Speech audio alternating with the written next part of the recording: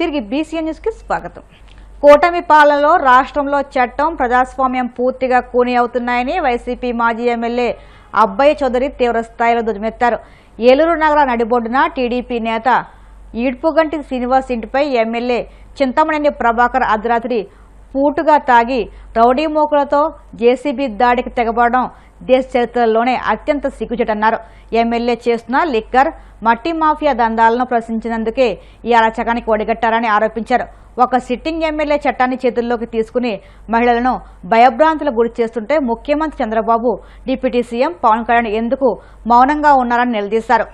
విశ్వసించే ఒక పౌరుడిగా ప్రజల తరపున కొన్ని ప్రశ్నలు ఈ కూటమి ప్రభుత్వాన్ని అడగాలనేటువంటి ఉద్దేశంతో ప్రెస్ మీట్కి రావడం జరిగింది. ఎందుకంటే ఆంధ్రప్రదేశ్ లో అధికారంలో ఉన్నవారు చట్టాన్ని తమ చేతుల్లో తీసుకోవచ్చు అనేటువంటి భావన కనపడుతుంది ఈరోజు. ఎందుకంటే నేను ఒకటే ఇప్పుడు కూడా విశ్వసిస్తూ ఉంటా, పదవులు ఎప్పుడు కూడా శాశ్వతం కాదు, ప్రభుత్వాలు కూడా శాశ్వతం కాదు, అలాగే అధికారం కూడా శాశ్వతం కాదు, కానీ చట్టం ఒక్కటే శాశ్వతం. అదేవిధంగా చట్టం కంటే ఎవరూ కూడా పెద్దవారు కాదు. ప్రజాస్వామ్యంలో ప్రజలే యజమానులు అనేటువంటి విషయం మరొకసారి కూటమి ప్రభుత్వానికి గుర్తు చేయాలనేటువంటి ఉద్దేశంతో ఈ రోజు ముందుగా ప్రెస్ మీట్కి రావడం జరిగింది. ఎందుకంటే ఎంత పెద్ద నాయకుడైనా చట్టం కంటే పెద్దవాడు కాదు, ఎంత పెద్ద జేసీబీ అయినా రాజ్యాంగం కంటే పెద్దది కాదనేటువంటి విషయం సరి కూటమి ప్రభుత్వానికి చెప్పాలనే పనిగట్టుకుని ఈ రోజు ప్రెస్ మీట్కి రావడం జరిగింది. ఎందుకంటే చట్టాన్ని కాపాడాల్సిన, ప్రజాస్వామ్యాన్ని కాపాడాల్సి, ప్రజల నమ్మకాన్ని నిలబెట్టాల్సినటువంటి ప్రభుత్వాలు ఈరోజు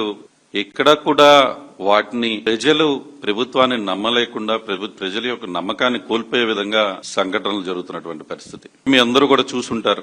24 గంటల క్రితం ఎటువంటి పరిస్థితులు ఏలూరు, దెందులూరు నియోజకవర్గాల్లో ఉన్నాయి. ఈరోజు ఒకటే తెలియజేస్తూ ఉన్నా, ముందు ప్రెస్ మీట్ పెట్టే ముందు, ఈరోజు ఎవరైనా కూడా రాజకీయాలన్నాక విమర్శలుంటాయి, ప్రతి విమర్శలు ఉంటాయి. ఆ విమర్శలు అనేవి రాజకీయాల్లో నేనున్నాను కాబట్టి నా పైన ఉంటుంది, లేకపోతే ప్రతిపక్షంగా నాతో ఎవరు ఉంటే వాళ్ళ పైన ఉంటుంది. అంతేగాని మహిళల్ని రాజకీయాల్లోకి తీసుకురావటం, మహిళల్ని దూషించడం అనేటువంటి విషయంలో ఇప్పుడు కూడా నేను గాని, ప్రత్యేకించి మా పార్టీ గాని ఇప్పుడు కూడా ఎవరిని మహిళల్ని ఎవరు కించపరిచినా కూడా వాళ్ళని అసలు ఎట్టి పరిస్థితుల్లో ప్రోత్సహించే పరిస్థితే ఉండదు. ఈరోజు మహిళలను గౌరవించాల్సినటువంటి బాధ్యత నాకు ఉంటుంది, మా నియోజకవర్గంలో ఉన్న శాసనసభ్యుడికి ఉంటుంది, అదే విధంగా రాష్ట్రంలో ఉన్న ప్రతి ప్రజలకు కూడా ఉంటుంది. ఈరోజు ఎవరు మహిళల్ని గౌరవించినా కూడా దాన్ని ఖండించేటువంటి విధానమే ఎప్పుడు కూడా నా తరపు నుంచి కానీ మా పార్టీ తరపు నుంచి కానీ ఉంటుందనే విషయం ఒకసారి రాష్ట్ర ప్రజానీకానికి మరొకసారి తెలియజేస్తున్నాం.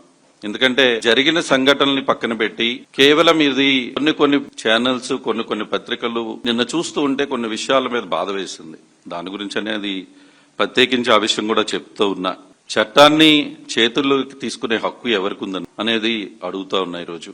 ఎందుకంటే రాత్రి ఒక సిట్టింగ్ శాసనసభ్యుడిగా ఉన్నటువంటి వ్యక్తి, తనకి ఏ బాధ అయినా ఉండొచ్చు, ఎవరు తన్ని ఎంతైనా విమర్శించవచ్చు, తను కూడా ప్రతిగా విమర్శించవచ్చు కూడా. ఒకవేళ ఎవరన్నా చట్టాన్ని గౌరవించకుండా ఎవరన్నా వ్యక్తిగతంగా ఎవరన్నా మాట్లాడినా ఒక శాసనసభ్యుడిగా హోదాలో ఉన్నటువంటి వ్యక్తి చేయాల్సింది వెనువెంటనే ఇక్కడ ఉన్నటువంటి పోలీస్ యంత్రాంగాన్ని తెలియజేసి చట్టపరంగా చర్యలు తీసుకోవాల్సినటువంటి అవసరం ఉంటుంది. కానీ చట్టాన్ని తానే చేతుల్లోకి తీసుకుంటాను అంటే అది ఎంతవరకు కరెక్టు అని చెప్పి ఈరోజు మిమ్మల్ని అడుగుతా ఉన్నా.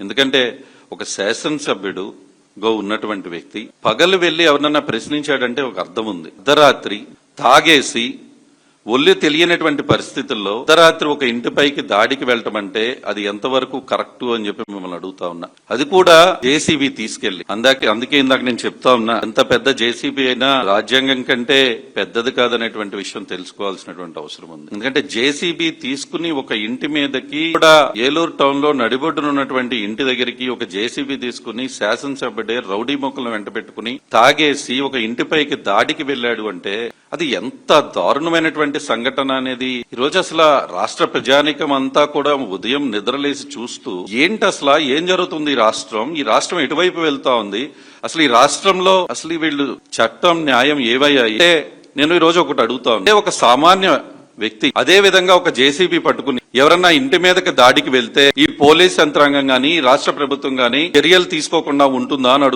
అడుగుతా ఉన్నానన్నా. ఎందుకు అంటే ఒక వ్యక్తి, సామాన్య వ్యక్తికి ఒక న్యాయం. పశ్చిమ గోదావరి జిల్లా భీమవరం ఉండి రోడ్లో 2 రోజుల క్రితం రోడ్డు దాడుతున్న ఆవు దూడను గుర్తు తెలియని వాహనం ఢీకొని వెళ్లిపోయింది. ఆవు దూడకు తీవ్ర గాయాలైన విషయం తెలుసుకున్న గో సంరక్షణ అధ్యక్షుడు సుంకరదాసు సంఘటనా స్థలానికి వెళ్లి పశు వైద్యుల సాయంతో చికిత్స అందించారు. అయినప్పటికీ తీవ్ర గాయాలు కావడంతో ఆవుదూడ మరణించింది.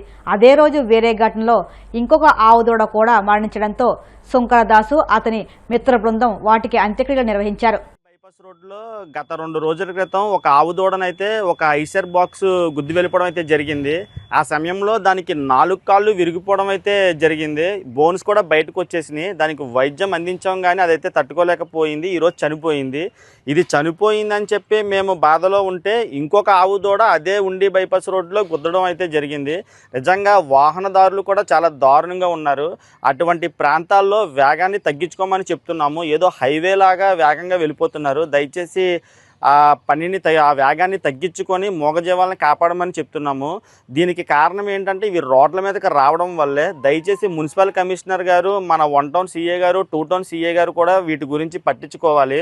ఎవరైతే రోడ్ల మీద ఆవులు వదులుతున్నారో వాళ్ళని గుర్తించి వాళ్ళ మీద కఠిన చర్యలు తీసుకోవాల్సిందిగా మేము కోరుతున్నాము. ఎందుకంటే గోజాతి అంతరించిపోతుంది. ప్రతి ఒక్కరు గోవుని పూజిస్తారు కానీ రోడ్ల మీదకి వచ్చే గోవుల గురించి ఎవరు ఆలోచించట్లేదు. దయచేసి ఆలోచించమని చెప్పి మరొకసారి మేము వేడుకుంటున్నాము. అలాగే ఈ కార్యక్రమంలో యాక్సిడెంట్ అయిన మొదటి నుంచి ఇప్పుడు దాకా తేజామని వీళ్ళ టీం అందరూ, కార్తీక్ వీళ్ళందరూ వచ్చారు. వీళ్ళందరికీ మా టీం తరపున కృతజ్ఞతలు తెలుపుకుంటున్నాము. అలాగే ప్రతి ఒక్క మూగజీవానికి ఏదైనా సరే మనిషిగా మనం అందరం వాటికి సహాయం చేద్దామని చెప్పి కోరుకుంటున్నాను. జై హింద్. హైదరాబాద్ మెట్రో విస్తరణను కేంద్రం అడ్డుకుంటుందంటూ ముఖ్యమంత్రి రేవంత్ రెడ్డి చేసిన ఆరోపణలను కేంద్ర మంత్రి కిషన్ రెడ్డి ఖండించారు. తన వైఫల్యాలను కప్పిపుచ్చుకునేందుకే సీఎం తనపై తప్పుడు ఆరోపణలు చేస్తున్నారని విమర్శించారు. మెట్రో రైలు ప్రాజెక్టు విషయంలో రేవంత్ తనపై బురజల్లే ప్రయత్నం చేస్తున్నారని అన్నారు.